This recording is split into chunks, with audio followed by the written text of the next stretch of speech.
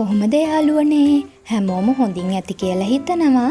ඉතින් අද මාත් එක්ක යමු කැම්පස් එකට වේදිකා නාට්‍යයක් බලන්න. ඉතින් වැඩි කතා නැතුව අපි යමු වීඩියෝ එකට.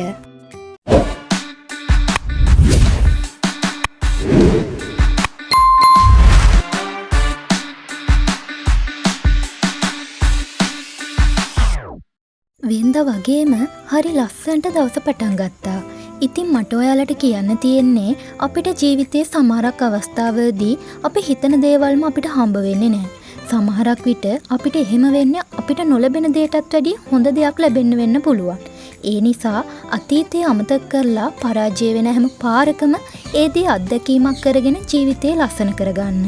මොකද කාලය විසින් ජීවිතේ හොඳම පාඩම් කියලා දෙනවා හරි අපූර්වට. ඉතින් සුපුරුදු විදිහට මං කැම්පස් එකට යන්න පිටත් වුණා. මං කලින් වීඩියෝ එකක කිව්වනේ මං කරන්නේ එක්ස්ටර්නල් ඩිග්‍රී එකක් කියලා. ඉතින් මගේ මේ දෙවනි අවුරුද්ද තමයි යන්නේ. ඔයාලටත් ආසාවක් තියෙනවා නම් භික්ෂු විශ්වවිද්‍යාලේ ඩිග්‍රී එකක් කරන්න පුළුවන්. වයස ප්‍රශ්නයක් වෙන්නේ නැහැ.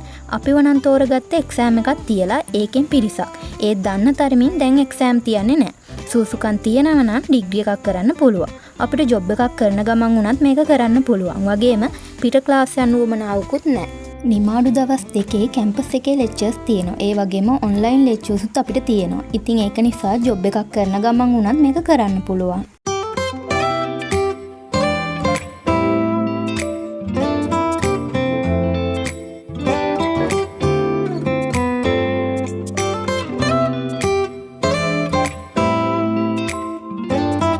සරක අමිහිරි මතකයන් වල වින්දිතයන්ගේ හඳුනන ලියුණු සැබෑ කතාව යථාර්ථයක් බවට පත් කරන අධිකරණ හා ජාතික ඒකාබද්ධ අමාත්‍යාංශයේ ජාතික සමගිය හා ප්‍රතිසංවිධාන සඳහා වන කාර්යාලය නිෂ්පාදනය කරන ගයාන් රන්දීර් මහත්මයාගේ අධ්‍යක්ෂණයේ යුතු සුවපත් සමාජයක රංගාවේශය යකාවැවට නන්දි කඩාල් වේදිකා නාට්‍ය විද්‍යාල ශ්‍රවණාගාරයේද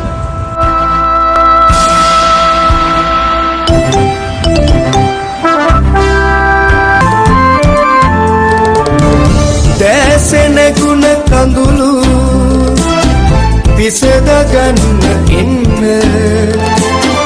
සිනහ මලින් පුහුණෝ සරසගන්න එන්න භේද නැතිව සැවම එකතු වෙලා එන්න ලක්මවගේ දරුවෝ සියලු දෙනා එන්න.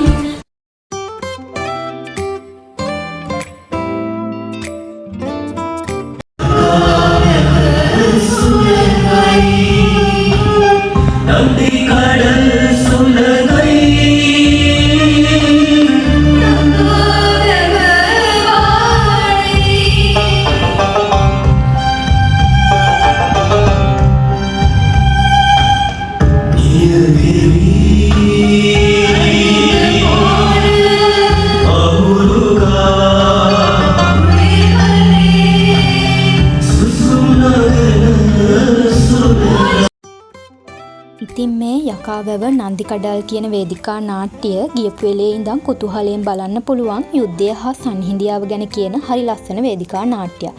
ඉතින් අපි ওই විදිහට තමයි නාට්‍ය ගිහිල්ලා බැලුවේ. ඉතින් අදට ගිහින් එන්නම් හැමෝම සතුටින් පරිස්සමට ඉන්න. වීඩියෝ එක හොඳයි නම් ලයික් එකක් කමෙන්ට් එකක් දාන්න.